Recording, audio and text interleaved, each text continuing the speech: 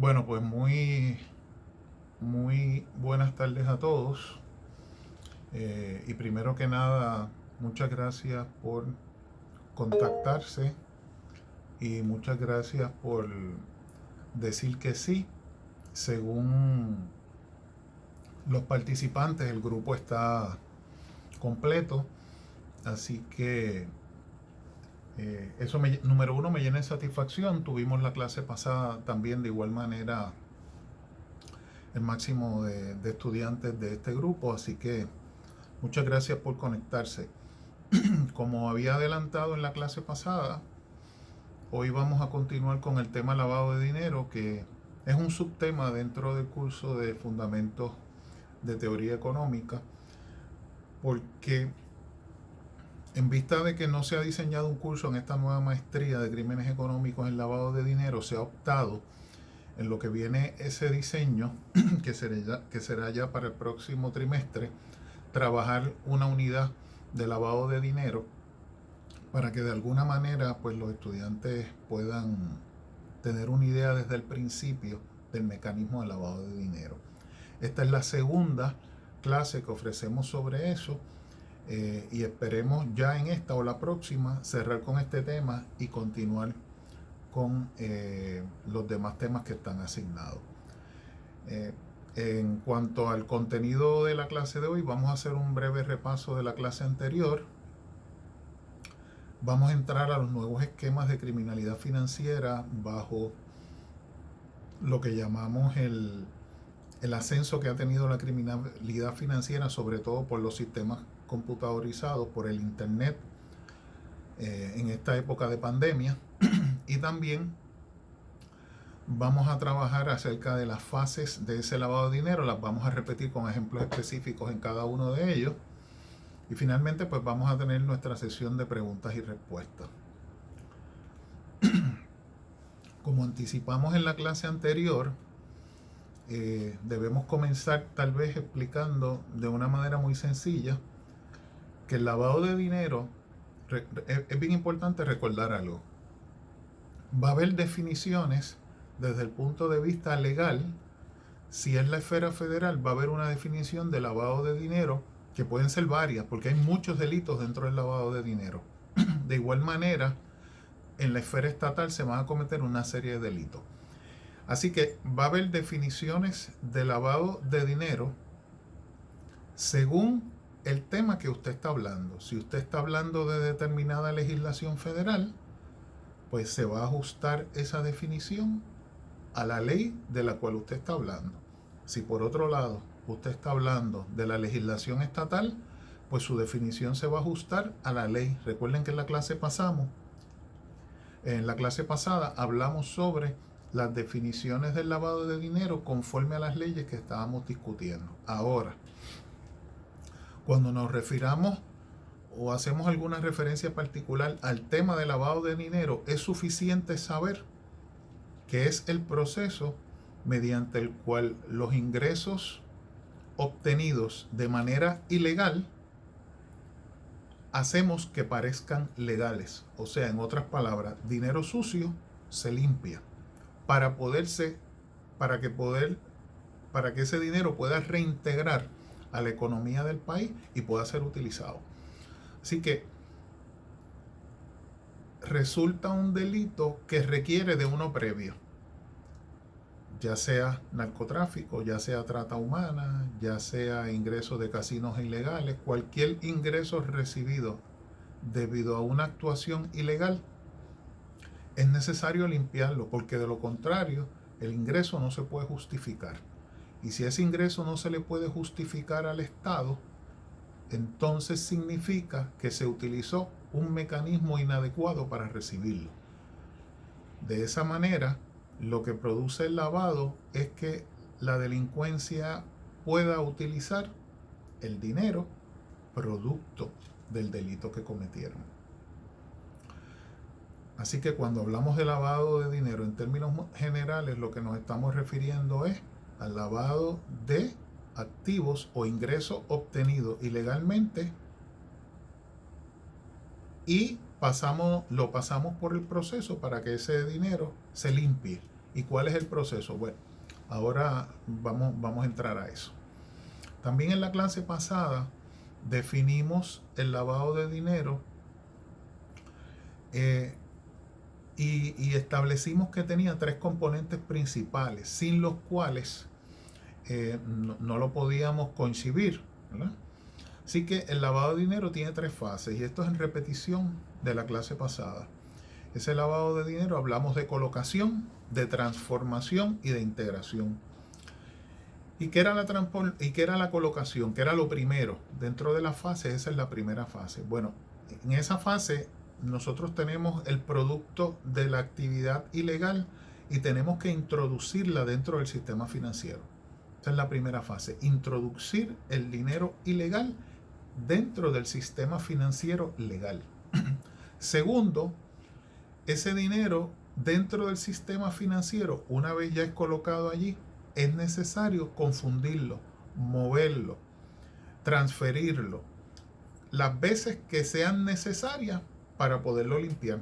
Así que a mayor cantidad de dinero, más esfuerzo los criminales deben de realizar para mover esas transacciones, para mover esas transferencias, porque mientras más se muevan dentro del mercado legal, menos posibilidad hay de tracing, o sea, menos posibilidad hay de seguirle el rastro.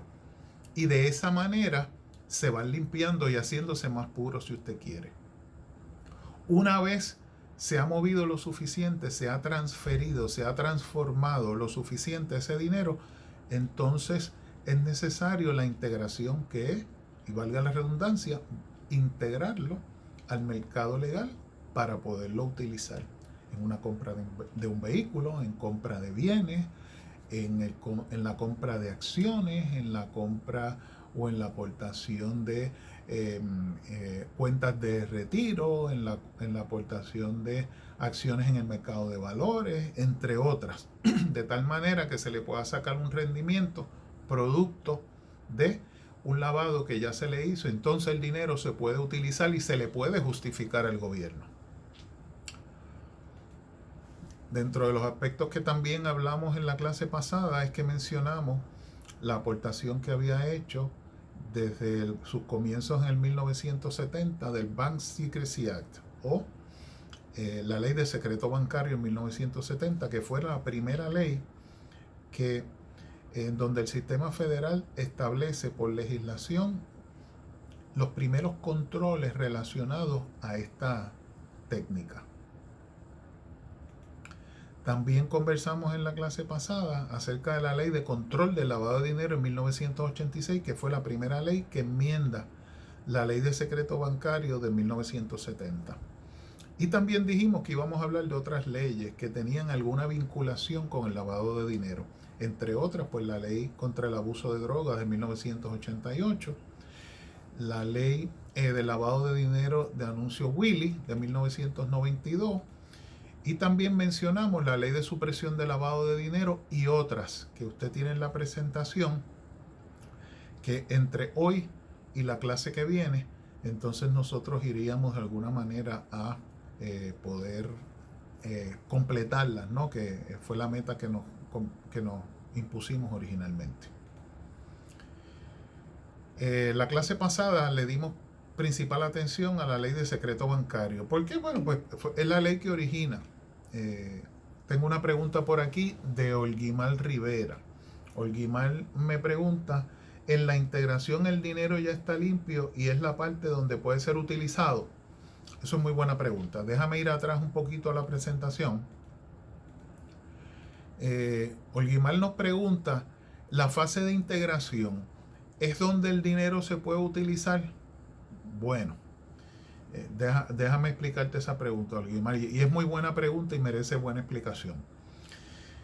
Es la fase donde el dinero, después del intento de ser lavado, ¿verdad?, logramos lavarlo y se integra de nuevo al sistema financiero. Ahora bien, ya ese dinero está limpio, y limpio significa que se perdió el tracto, que si había alguien que estaba tratando de seguir el tracto, por la cantidad de transferencias que se hicieron, se le perdió el tracto. Ahora bien, tenemos que integrarlo, ¿verdad?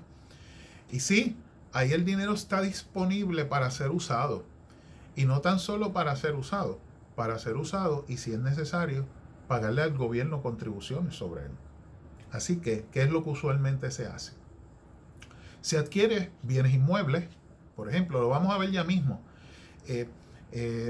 Pues sí, está disponible para que tú compres acciones en el mercado de valores. También está disponible para que tú puedas justificar un ingreso, ¿verdad? Y puedas hacer lo que se le conoce como un negocio, de lo que le llaman en el mundo financiero un charter o un negocio que da la cara, ¿verdad? Y entonces de esa manera tú puedes utilizarlo y puedes moverlo. No significa que no lo tienes que justificar, porque fíjate que el dinero, a pesar de que ya está limpio, tú tienes que justificar tu ingreso, ya sea a través de un negocio, ¿verdad? Ya sea a través de una adquisición que tú hagas y le pagues derechos al gobierno por esa adquisición. En el caso de la compra de un bien inmueble, pues vas a pagar gastos de cierre, vas a pagar intereses bancarios, etcétera. Así que es muy buena pregunta. Tú lo integras, pero aún así hay que justificarlo. Felipe me dice por aquí, usualmente algunos lo invierten en pinturas famosas, cierto. Y es una manera de justificarlo porque ya tú tienes que esa pintura que has adquirido tiene un valor. Y eso que menciona Felipe es bien importante porque las pinturas, usualmente las obras de arte tienen un valor relativo. Así que si tiene un valor relativo, significa que tú puedes decir, cuando te costó 5,000, tú puedes decir que la obra te costó 20 o 25 mil dólares. La sobrepagaste, pero finalmente ¿a quién le interesa eso? Dice, en la parte de integral, al ser un intento, dice Olguimar, ¿puede haber falla? A eso es a lo que me refiero precisamente, Olguimar. Cuando uno integra el dinero nuevamente en el mercado financiero, si no tiene una justificación adecuada ante el fisco, ante el sistema de Hacienda, por ejemplo, en el caso nuestro, el IRS, en el caso de los Estados Unidos, ¿verdad? Si uno no tiene una justificación suficiente, sí, puede ser detectado y se pueden cometer errores. Y son errores de identificación. De hecho, la pregunta es lo más interesante porque ahí es donde más se identifican fuentes de lavado. Es bueno para identificarlas porque precisamente la gente vive a un nivel de vida que no puede justificar. Ahora, es bueno para identificarlo, pero recuerda que la identificación de que alguien no vive conforme a sus ingresos, después también tiene que probar cuál fue el tracto y de dónde se obtuvo ese dinero si es que el deseo es llegar a la actividad ilegal. Esto es un poco lo que hablábamos en la clase pasada, no sé si ustedes recuerdan, que a veces nosotros identificábamos que una persona estaba lavando dinero. Pues está bien, como dice Olguimar, lo detectamos al momento en que lo trató de integrar al sistema financiero después de haberlo intentado lavar. Ok, ya lo tenemos. Es posible que, como ya hemos probado que no vive conforme a sus ingresos, tenemos un posible caso de lavado de dinero. Primero tenemos que probar la intención criminal. Y cuando vamos a probar el esquema que se utilizó, es que no lo pueda justificar. Porque si lo puede justificar, tenemos un problema. Y si no demostramos la intención criminal, también tenemos un problema. ¿Y qué pasa? ¿Cómo podríamos identificar la intención criminal? Bueno, identificando el esquema utilizado. Y si no tenemos la habilidad para poder detectar el esquema que utilizó para limpiarlos, tenemos otro problema. Así que las preguntas de ustedes me van a llevar a concluir, como también concluimos en la clase pasada, probar un caso de lavado de dinero es difícil, sí lo es. Y es más difícil provocar la fuente de donde salió ese dinero. Identificar la fuente, de dónde fue, si fue de narcotráfico, si fue de la trata humana, si fue de alguna manera de apuestas ilegales, casinos ilegales, etc. Es difícil, por eso es que no se llevan mucho de estos casos Número uno, porque probar el tracto es complicado. Llegar al delito original que produce el dinero sucio también es complicado. Y la tercera razón que le tengo que decir a ustedes es que en ocasiones requiere la pericia de investigadores. Y esa pericia, también como hablamos en la clase pasada, usualmente los investigadores que conocen de lavado de dinero conocen bien las técnicas de lavado, pero no necesariamente conocen cómo investigar los delitos que producen ese lavado. ¿Verdad? Así que la aspiración es tener un investigador que conozca los delitos que producen el dinero sucio y puedan perseguir al individuo a través de el tracto de ese dinero para limpiarlo e identificar cuando lo intenta insertar nuevamente en el mercado. Esa es la aspiración, ¿verdad? Si llegamos a eso o no, es lo complicado, pero esa sería nuestra aspiración. Gracias por las preguntas una vez más. Volvemos de nuevo a donde íbamos. Ya habíamos destacado el Bank Secrecy Act como la ley principal. Dice aquí Olguimar, si alguien vio la novela del dragón, ahí se ve claramente el lavado de dinero en diferentes maneras. Sí, es así. Y también nos recomendaron en la clase pasada que viéramos la película de Netflix Ozark, ¿verdad? Ahí vemos el esquema funcionando y todo por lo cual pasan las personas. Ok, Acevedo, te vi que estás por teléfono, gracias. En la película Ozark, que la recomendó uno de nuestros compañeros, es importante ver los esquemas que ellos utilizan, sobre todo en la parte final del primer season y el comienzo del segundo season. Vemos el esfuerzo tan grande que ellos hacen, número uno, por conseguir un lugar apartado poco reglamentado. ¿Verdad que sí? Aquellos que vieron la película saben. Número uno. Número dos, negocios en ese lugar apartado que permitan la entrada de este individuo como un supuesto inversionista dentro del negocio.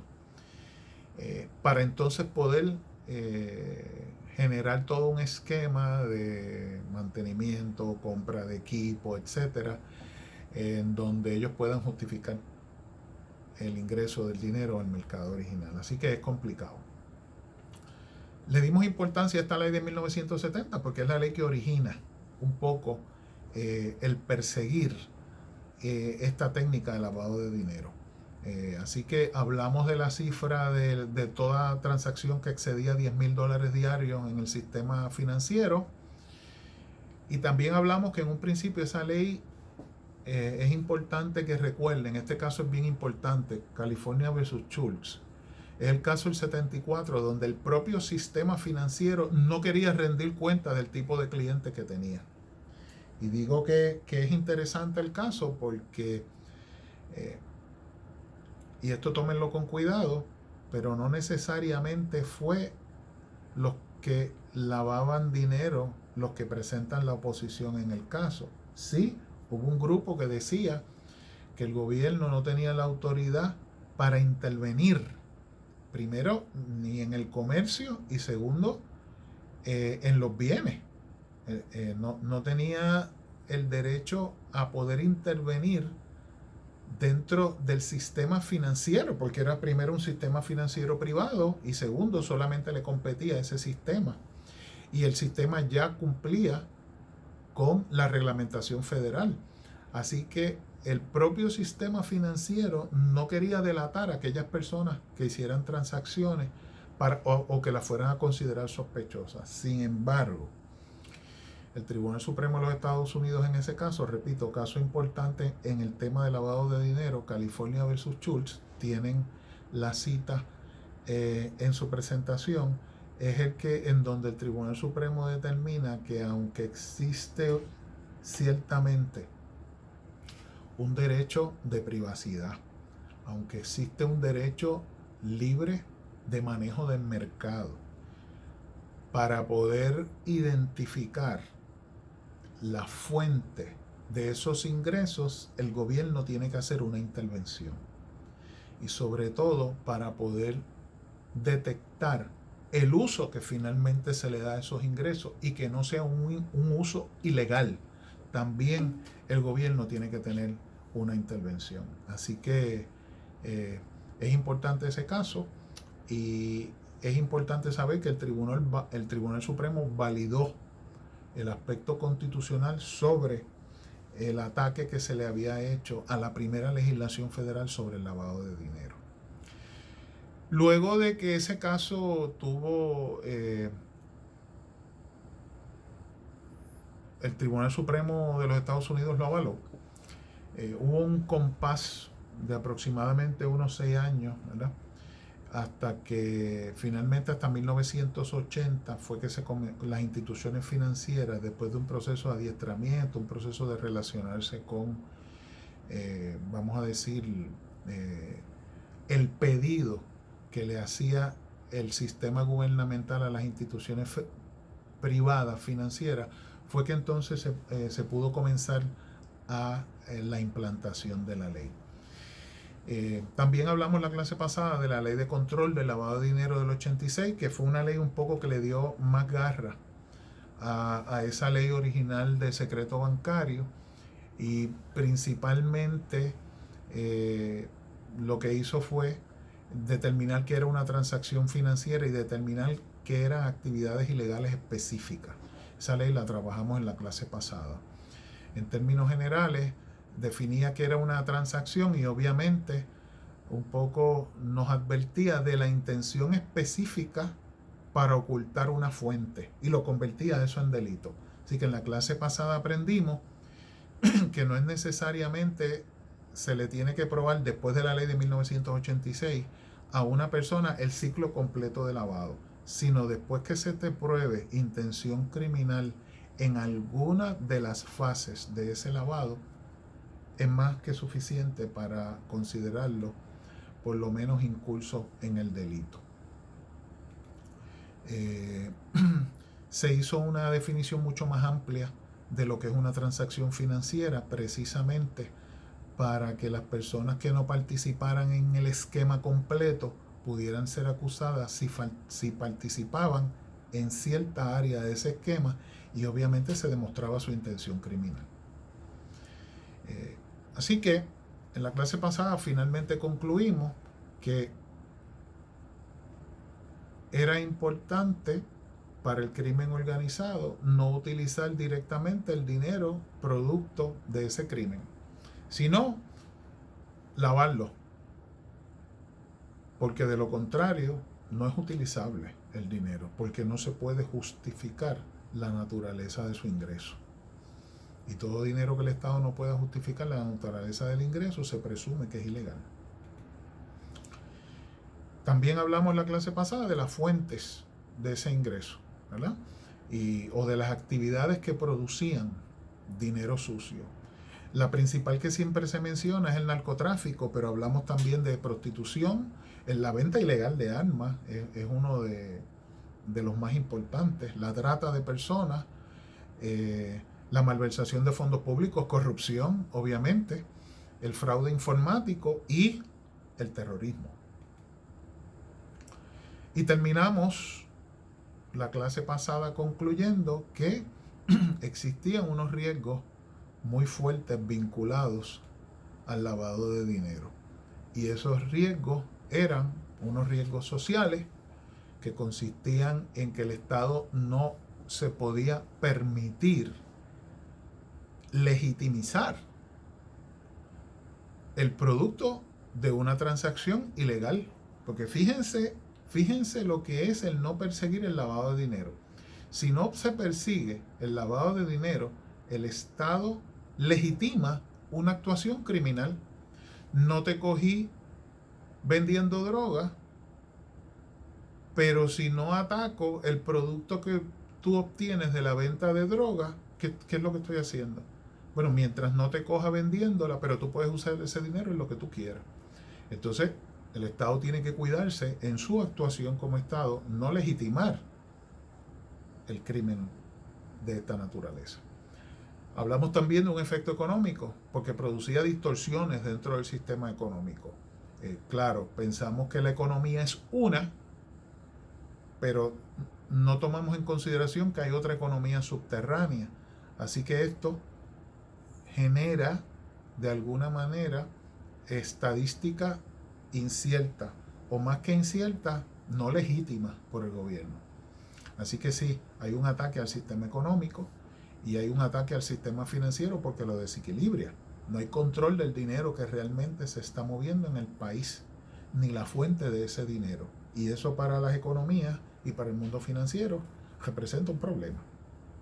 Además, el riesgo reputacional que adquiere la persona que de alguna u otra manera participa en este proceso que es un delito, ¿no? Hoy, pues mire, antes de entrar un momentito a la clase de hoy, voy a ver con ustedes unas técnicas y esto es una abstracción, es unas técnicas que se están introduciendo, por lo menos un aumento en el uso de la computadora y los sistemas computadorizados con esto de la pandemia, ¿verdad? Es importante que ustedes como estudiantes de la criminalidad económica sepan que los eventos catastróficos, todos los eventos catastróficos producen o pueden generar en algún momento un efecto que catapultan los números de la criminalidad financiera a niveles astronómicos. Y sí, hay algunos de ustedes que ya va a decir, bueno, pues seguro, el gobierno libera fondos, esos fondos al ser liberados, pues los ciudadanos no lo utilizan de la mejor manera, o los propios gobiernos, como se flexibiliza su uso, pues entonces no lo utilizan de la mejor manera. Y ya tan temprano hay ataques de corrupción en nuestro propio sistema estatal, ¿verdad? En el sistema en que vivimos, sobre la compra o no compra de ciertas pruebas, etcétera. Yo no voy a entrar a podemos analizar ese ejemplo, yo no voy a entrar ahora, pero un poco lo menciono para que ustedes estén muy pendientes de cómo el sistema criminal organizado se aprovecha de las catástrofes de todo tipo, para poner en ejecución esquemas de fraude. Esquemas de fraude que requieren en su momento o se prestan estos esquemas para poder lavar dinero de una forma más fácil, ¿no? Ya sea por la liberación del uso de ese dinero, o ya sea para hacer representaciones que no son ciertas y obtener beneficios de ayudas económicas que brinda el gobierno. De cualquiera de las dos maneras, tanto los sistemas corruptos gubernamentales como los sistemas privados se benefician ilegalmente de eso. Uno de los más comunes o más recientes que se han identificado en diferentes países, obviamente, es la utilización de los scammers o los hackers de computadora. La literatura más reciente dice que estos hackers usualmente los vemos o los consideramos como personas que, son unos muchachos malos que andan por ahí con la computadora en la casa tratando de hackear o meterse en lugares donde los tienen prohibidos. Y sí, a veces derivan ciertos beneficios, pero son muchachos malos, locos, desertores escolares, etcétera, etcétera. Las alertas internacionales a nivel de esquemas de fraude nos dicen que no, primero, que no están tan locos nada. Segundo, que pueden ser desertores, tal vez, ¿verdad? Déjenme un momentito terminar una grabación que estoy haciendo aquí y sigo ahora con ustedes.